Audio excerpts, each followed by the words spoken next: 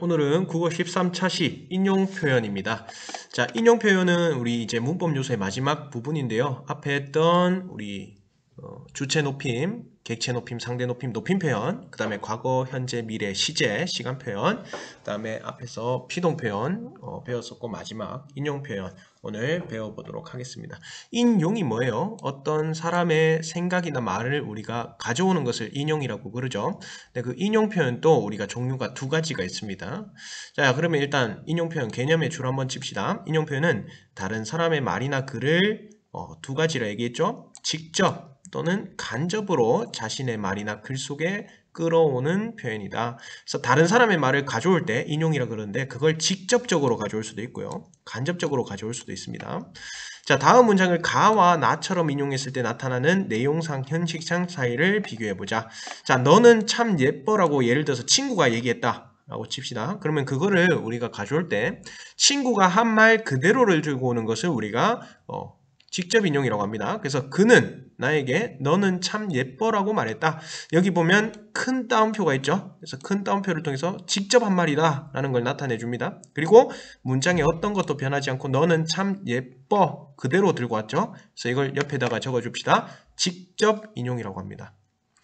자, 근데 그게 아니고 좀 더 자연스럽게 그 사람이 한 말을 자연스럽게 간접적으로 들고 오는 방법이 있습니다. 그는 나에게까지 똑같죠. 내가 참 예쁘다고 말했다. 자, 말했는데 지금 여기 보면 큰 따옴표가 있습니까? 없죠. 그냥 자연스럽게 내가, 너는 이 나잖아요. 그렇지. 내가 참 예쁘다, 예뻐가 아니고 예쁘다고 말했다. 이렇게 자연스럽게 들고 오는 거죠. 자, 그래서 차이점을 보면요. 위에는 큰 따옴표가 있고 밑에는 큰 따옴표가 없어요. 맞지? 그리고 위에는 너는 참 예뻐. 너는이 그대로 말한 그대로 쓰였지만 여기서는 인칭 대명사 너가 나로 바뀌고 있죠. 그 다음에 참 예뻐 할 때 예뻐는 우리 해체였죠. 근데 이 해체가 헤라체, 일반적인 예쁘다 이렇게 바뀌고 있습니다. 그 다음 여기 보면 조사가요. 여기는 직접 인용일 때는 라고, 뭐뭐라고 말했다가 되는데 여기서는 뭐뭐고 말했다. 이렇게 되어 있습니다. 자, 그래서 요걸 직접 인용, 요 밑에 거는 우리가 간접 인용이라고 합니다. 그러면 개념부터 한번 정리해 보도록 하겠습니다.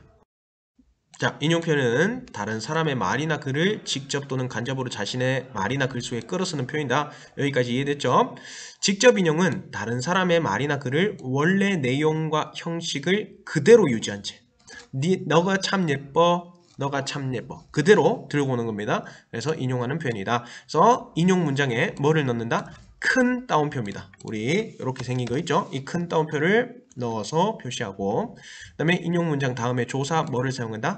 뭐뭐라고를 사용한다. 요거 중요하니까 꼭 기록합시다. 큰 따옴표를 넣어서 표시하고 조사 라고를 사용한다.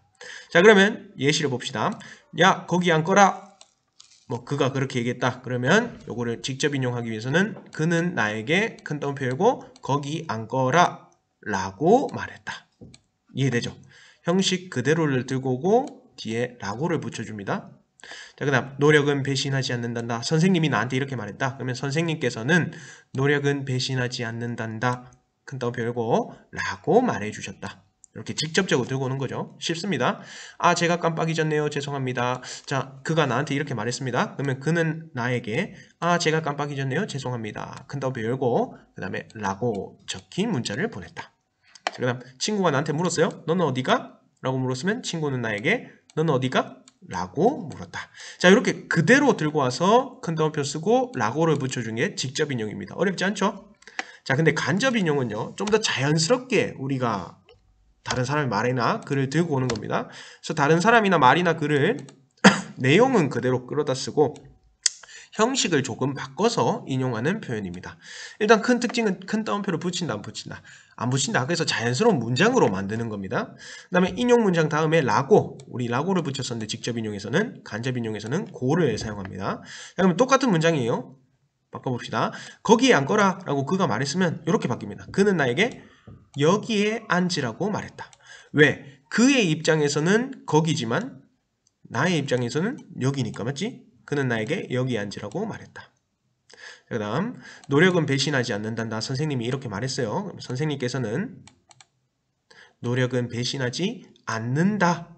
않는단다가 아니고 않는다고 말해주셨다. 이렇게 바뀝니다. 그리고 라고가 아니고 고죠. 다음 제가 깜빡 잊었네요. 죄송합니다. 이렇게 되어 있습니다. 이건 어떻게 될까? 그는 나에게 제가가 뭐로 바뀌었어요? 제가가 자기가 라고 바뀌었죠. 깜빡 잊었네요가 아니고 죄송하다고 문자를 보냈다. 죄송합니다 였는데 분명히 상대 높임법이 쓰였는데 그냥 쓰이지 않은 채 죄송하다고 문자를 보냈다. 만약에 죄송합니다고 이상하지? 그렇지? 죄송하다고 문자를 보냈다. 상대 높임법이 없어집니다. 맞지? 그리고 인칭대명사도 제에서 자기로 바뀌게 되죠. 자, 그 다음 친구가 너는 어디가? 라고 물었습니다. 여기서 너는 나니까 이렇게 바뀝니다. 친구는 나에게 뭐 예를 들어서 나는 어디 가냐고 물었다. 이렇게 해야 되는데 생략되는 경우도 많아요. 왜? 어차피 나에게 물은 거니까 주어를 생략하는 거죠. 그래서 어디 가냐 해체가 헤라체로 바뀌고 있죠. 고 물었다. 자, 조금 다르죠. 일단 큰 따옴표가 없어요. 맞지? 그 다음에 조사 고가 붙는다는 거. 그 다음에 보면은 우리 거기가 여기로 바뀌고 그 다음에 않는단다가 않는다. 그냥 일반적인 종결 어미로 바뀌고 자, 그 다음 제가 깜빡 잊었네요. 죄송합니다. 라는 문장에서 자기가 깜빡 잊어 죄송하다. 이렇게 바뀌었죠. 그래서 여기 라는 감탄사 없어졌습니다. 맞지? 그 다음에 제가가 자기가로 바뀌었습니다. 그 다음에 깜빡 잊었네요 라는 표현 합니다 라는 이런 상대 높임법이 없어졌습니다. 잊어서 죄송하다고 문자를 보낸다. 맞지? 그럼 너는 어디가? 라는 의문형은 어떻게 바뀌냐? 친구 나에게 나는 너라는 인칭대명사가 나로 바뀌고 있죠? 왜? 너는 여기서 친구가 말한 너는 나니까 맞지? 근데 우리가 나에게라는 부사가 있으니까 주어가 생략됐습니다. 그다음에 어디 가냐? 어디 가였는데 어디 가냐? 라는 일반적인 우리 헤라체의 의문형으로 바뀌었습니다. 고 물었다. 자, 그러면 여기 요거를 한번 필기해 봅시다. 직접 인용에서 간접 인용으로 바꾸면 우리 직접 인용은 쉬워요. 큰 따옴표 놓고 뒤에 라고를 붙여주면 돼. 네, 간접 인용은 큰 따옴표 없애고요. 또 문장의 형식도 바뀌죠. 바뀌게 되면 자 일단 큰 따옴표가 사라지고 조사 라고가 고로 바뀝니다. 그 다음에 인칭 대명사 우리 나, 너, 그라고 하는 인칭 대명사가 바뀌어요. 나와 저는 자 여기 제가 할 때 제가 그 다음에 나 같은 경우는 자기로 바뀝니다. 그 다음에 너라고 했던 문장은 생략되거나 나로 바뀝니다. 요거 기억하고 지시대명사가 원래 거기라고 말했으면 나한테는 여기죠. 그래서 거기가 여기로 바뀌고요. 문장의 종결 어미가 바뀝니다. 맞지? 여기 보면 앉거라는 앉으라고 말했다. 이렇게 으라로 바뀌고요. 어디 가? 의문형은 가냐? 냐로 붙어서 종결 어미가 달라집니다. 그 다음에 상대 높임법이 달라지죠. 사실 이게 같은 말이에요. 상대 높임법은 종결 어미를 바꿔서 하는 거니까. 그래서 상대 높임법이 쓰인 것은 없어진 상태로 바꿔서 간접 인용하게 된다. 다음 활동지에 빈칸을 채우면서 직접 인용 표현을 간접 인용 표현으로 바꾸는 방법을 탐구해보자. 자, 직접 인용 표현을 간접 인용 표현으로 바꿀 때 변화 양상을 이해할 수 있다. 우리 앞에서 봤는데 한번 봅시다. 자, 수호는 내가 먼저 갈게라고 말했다. 여기 보면 직접 인용이죠. 큰 따옴표 있고 뒤에 뭐가 붙어있노? 라고가 붙어 있잖아요. 그래서 내가 먼저 갈게 그대로를 인용했습니다. 자, 근데 이걸 간접 인용으로 바꾸면요. 수호는 자기가 먼저 간다고 말했다 이렇게 돼 있죠. 라고가 일단 뭐로 바뀌었어요? 고로 바뀌었고 큰 따옴표 사라졌고 내가가 뭐로 바뀌었죠? 자기가 인칭대명사가 바뀌었습니다. 맞지? 그 다음에 갈게 일반 평서문이 간다 이렇게 바뀌었습니다. 맞지? 해체인데 헤라체로 바뀌고 있죠.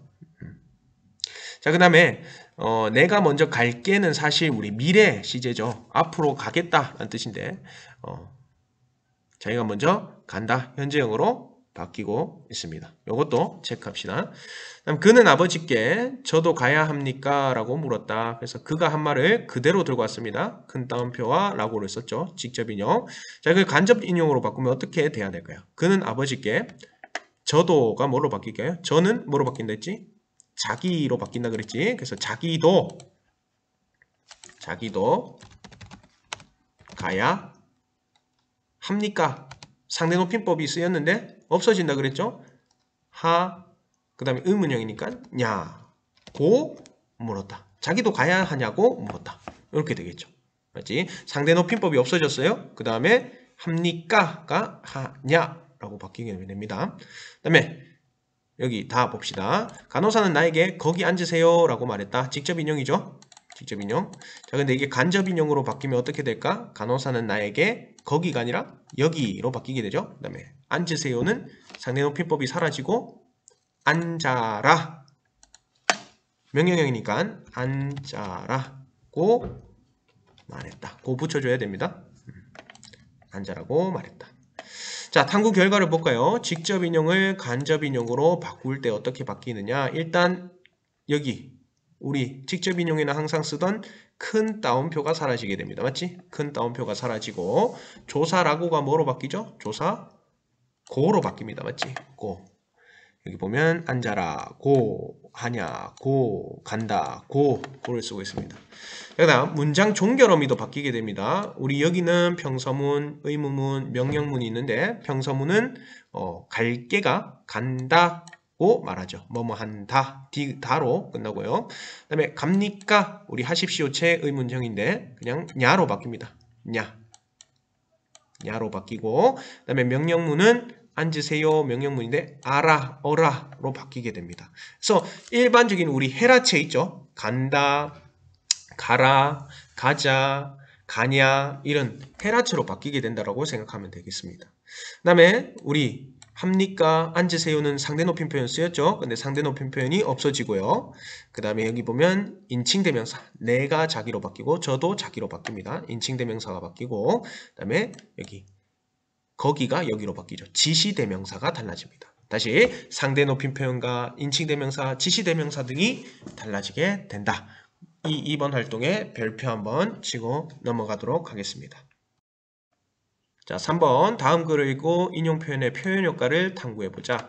자, 경비원은 잠시 나와 목발을 번갈아가며 쳐다보았다. 그러고는 아버지께 깊이 머리를 숙이더니 아이고 정말 죄송합니다. 왜 이분을 기다리지 않고 말씀해 주시지 그러셨어요. 만약 그랬다면 아무 말도 하지 않았을 텐데요. 이분이라면 몸이 불편하시니까 여기 되셔야죠. 이분을 자주 봬요. 자, 이 경비원이 한 말을 그대로 인용했습니다. 대사죠. 그래서 큰 따옴표를 사용했고 상대 높임법이 그대로 사용되고 있습니다. 맞지? 자, 말을 하는 와중에도 그는 중간중간 미안합니다, 죄송합니다 라는 말을 여러 번 되풀이했다. 자, 여기 보면 큰 따옴표 있죠? 그 다음에 라는, 라고가 변형된 겁니다. 그래서 라는 말을 여러 번 했다. 그래서 직접 인용. 아버지는 또 아버지대로 괜찮습니다. 제가 잘못한 건데요. 죄송합니다. 이것도 아버지의 말을 그대로 인용했죠? 큰 따옴표. 그 다음에 라고 사과했다. 자, 이거를 간접 인용 표현으로 바꾸어 보자 라고 되어 있습니다. 그러면 이 직접 인용 표현을 간접 인용 표현으로 바꿔봅시다. 자, 말을 하는 와중에도 그는 중간중간 여기까지는 똑같겠죠. 그럼 이제 큰 따옴표를 없애면 됩니다. 미안합니다가 어떻게 바뀔까요? 미안하다 또 죄송하다고 말을 여러 번 되풀이했다 하면 되겠죠. 여기 보면 큰 따옴표 없애고요. 미안합니다라는 상대 높임 표현 없애고 그냥 일반 우리 평서문이니까 미안하다고 그 다음에 죄송하다고 말을 여러 번 되풀이했다. 이렇게 하면 되겠죠. 그 다음에 여기도 봅시다. 아버지는 또 아버지대로 그 다음에 여기도 큰 따옴표를 없애고 괜찮다고 자신이 잘못한 거라고 죄송하다고 사과했고 이렇게 바꾸면 되겠죠. 자신이 잘못한 거라고 죄송하다고 사과했다. 또는 뭐 죄송한 거라며 라고 해도 되겠습니다. 그러며 죄송하다고 사과했고 이렇게 바꾸면 되겠습니다. 그래서 여기 있는 상대 높임 표현 없어지죠. 괜찮습니다. 이건 그대로 들고 온 거고 괜찮다고 또 제가 잘못한 건데요는 쟤는 자신으로 바뀌죠. 자신이 잘못한 거라며 죄송합니다. 또 마찬가지 죄송하다고 사과했고 이렇게 바뀌게 됩니다. 자, 그러면 밑에 활동지를 이어볼까요? 윗글에서 직접 인용 표현을 간접 인용 표현으로 바꿀 때 우리 표현 효과가 어떻게 달라지는지 얘기해보자. 자, 만약에 직접 인용을 하면요. 그가, 경비원이, 그 다음에 아버지가 또 어떻게 말을 했는지 조금 더 직접 인용은 생동감과 현장감이 나타납니다. 맞지? 근데 간접 인용을 하게 되면은 그런 생동감과 현장감이 사라지게 되죠. 대신에 직접 인용 표현보다 좀 더 문장이 매끄럽고 자연스러운 느낌을 줍니다. 맞지? 이게 딱 끊기는 느낌이잖아요. 미안합니다, 죄송합니다 라는 말을 여러 번 되풀이했다. 근데 이렇게 말해볼까요? 말을 하는 와중에도 그는 중간중간 미안하다고 죄송하다고 말을 여러 번 되풀이했다. 이러면 훨씬 문장이 매끄러워지고 자연스러운 느낌을 줍니다. 맞지? 그리고 뭐 격식이 있는 문체가 된다. 그래서 여기 보면 괜찮습니다, 제가 잘못한 건데요, 죄송합니다 이거보다는 아버지대로 괜찮다고, 자신이 잘못한 거라고 죄송하다고 사과했고, 이렇게 하면 조금 더 격식 있고 매끄러운 느낌을 준다. 이게 더 맞는 것 같네요. 매끄럽고 자연스러운 느낌을 준다. 자, 이렇게 적어주면 되겠습니다. 자, 그러면 여기까지 우리 했고 마지막 인용 표현 정리해 보도록 하겠습니다. 직접 인용 표현은 다른 사람의 말이나 글을 원래의 형식과 내용을 다 유지한 채 그대로 인용합니다. 그래서 큰 따옴표를 넣어서 표시하고 조사, 라고를 사용해서 문장 뒤에 라고를 붙여줍니다. 자, 그래서 이런 직접 인용 표현은 직접 말을 전하는 듯한 생생한 느낌, 현장감을 줄 수 있다. 자, 간접 인용 표현은 다른 사람의 말이나 글을 내용은 유지한 채 형식을 조금 바꿔서 끌어쓰는 표현으로 큰 따옴표를 없애고 조사, 고를 사용하죠. 달라지는 게 여러 개 있었습니다. 종결 어미도 달라졌고 상대 높임법도 없어졌고 지시대명사, 인칭대명사도 바뀌었었죠. 그래서 간접 인용 표현을 사용하면 직접 인용 표현을 사용할 때보다 문장이 매끄럽고 또 간결한 느낌을 줄 수가 있습니다. 자, 우리 드디어 5-3 단어 모두 다 끝났는데 다시 한번 더 핵심적인 내용들을 짚어보고 수업을 마무리하도록 하겠습니다. 자, 상황에 따른 문법 요소의 활용이 있습니다. 우리가 높임 표현, 시간 표현, 피동 표현, 인용 표현을 쓸 때 각각의 그것들을 나타내는 문법 요소들이 있었습니다. 그 요소들을 잘 기억하고 명칭도 기억을 해야 됩니다. 자, 높임 표현은 우리가 높이는 대상에 따라서 상대 높임 표현, 주체 높임 표현, 객체 높임 표현이 있었죠. 그래서 상대 높임 표현은 대화 상대방, 나랑 대화하는 상대방을 높이는 표현이고 그 사람은 이제 청자라고 하죠. 청자를 높이거나 낮춰 말하는 말하기로 우리 문법 요소는 뭐가 있었습니까? 종결 어미를 통해서 상대방을 높여줄 수도 있고 낮춰줄 수도 있습니다. 상황에 따라서 공식적이고 또 예의를 갖춰야 되고 격식 있는 자리에서는 격식체를 종결 어미로 많이 사용하고 또 자연스럽고 또 친근한 상황에서는 비격식체를 많이 사용한다. 그래서 다시 한번 더 하십시오체, 하오체, 하계체, 헤라체는 격식체에 들어갔고요. 해요체, 해체는 비격식체에 들어갔었다. 그래서 상대 높임법이 쓰였나 안 쓰였나는 문장의 끝을 보고 이것이 존댓말인지 반말인지 보면 상대 높임법이 쓰였다 안 쓰였다를 알 수 있습니다. 자, 문장 속에 주어를 높여줄 때는 우리가 주체 높임법을 쓰죠. 그래서 주체를 높이는 방법, 그래서 우리 선어말어미 으시나 주격조사 깨서를 사용합니다. 또한 이 계시다 또 하나 적어줍시다. 주무시다 같은 특수 어휘를 통해서 높여줄 수 있습니다. 우리 주체 높임 표현에는 직접 높임과 간접 높임이 있었죠. 주어를 직접 높여줄 때 우리가 직접 높임이라고 했고 주어와 관련된 신체나 소유물 또 생각 이런 것들을 높여서 어떤 대상을 간접적으로 높여줄 때는 간접 높임이라고 했습니다. 간접 높임은 우리 선어말음이 의시만 사용한다 라고 얘기했죠. 자, 그 다음 문장 속 목적어나 부사어가 나보다 높은 대상이다. 그러면 그 목적어나 부사어를 높여주는 걸 객체 높임법이라고 하죠. 그래서 객체를 높이는 방법으로 높임말 배다, 모시다, 그리고 옆에 2개 더 적어줍시다. 여쭈다, 그 다음에 들이다. 요 4가지. 그래서 특수어휘를 사용해서 이 객체를 높여주거나 또 부사어인 경우에는 에게 대신에 깨를 사용해서 우리 높여주기도 한다. 요 3가지를 잘 구분해야 됩니다. 3가지 모두 다 실현될 수도 있다 그랬어요. 한 문장에서. 그래서 상대를 높이는 건지 문장 속의 주어를 높이는 건지 아니면 목적어나 부사어를 높이는지 그거에 따라서 우리가 이렇게 3가지로 나뉜다. 자, 시간 표현은 우리 발화시를 기준으로 말하는 시점을 기준으로 사건이 전 그 다음에 동시에 그 다음 후 이렇게 일어나는 거에 따라서 과거 시제, 현재 시제, 미래 시제로 나눈다고 했습니다. 그래서 과거 시제는 우리 발화시보다 사건 시가 앞선 사건이 먼저 일어나는 시제였죠. 그래서 어떻게 나타내냐? 선어말어미 앗, 우리 하다 같은 경우는 엿이 붙죠. 그 다음에 더도 있습니다. 더는 특이하게 회상의 의미를 더해준다 라고 했습니다. 다음 관형사형어미 은을 사용하거나 시간부사 중에서 어제라든가 아랫게, 예전에 이런 것들이 다 시간, 과거를 나타내는 시간부사어가 됐습니다. 자, 현재 시제는 말하는 시간과 바라시와 사건이 일어나는 사건시가 일치하는 시제였죠. 그래서 선어머럼이 니은이나 는을 붙여줍니다. 받침이 없으면 니은, 간다. 그 다음에 받침이 있으면 는, 먹는다. 이렇게 나타냈고요. 그 다음에 우리 관형사형어미 은이나 는을 붙여요. 형용사는 은을 붙이고 동사는 는을 붙입니다. 예쁜, 그 다음에 가는 이렇게. 그 다음에 시간부사어 지금 이런 것들을 사용한다.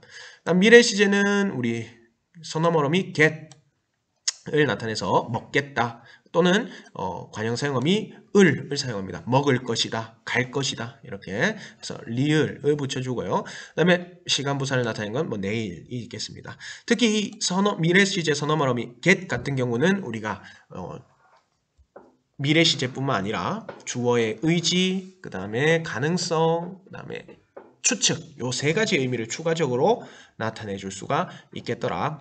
그 다음에 이 at 같은 경우에는 at을 나타내지만 우리가 다른 시제를 나타내는 경우가 있었죠. 나 이제 죽었다 그러면 우리가 나 이제 죽을 사건은 미래에 나타나니까 미래 시제를 나타냅니다. 그래서 미래의 어떤 확실한 사건을 우리가 at을 통해서 미래 시제를 나타낼 수가 있었다.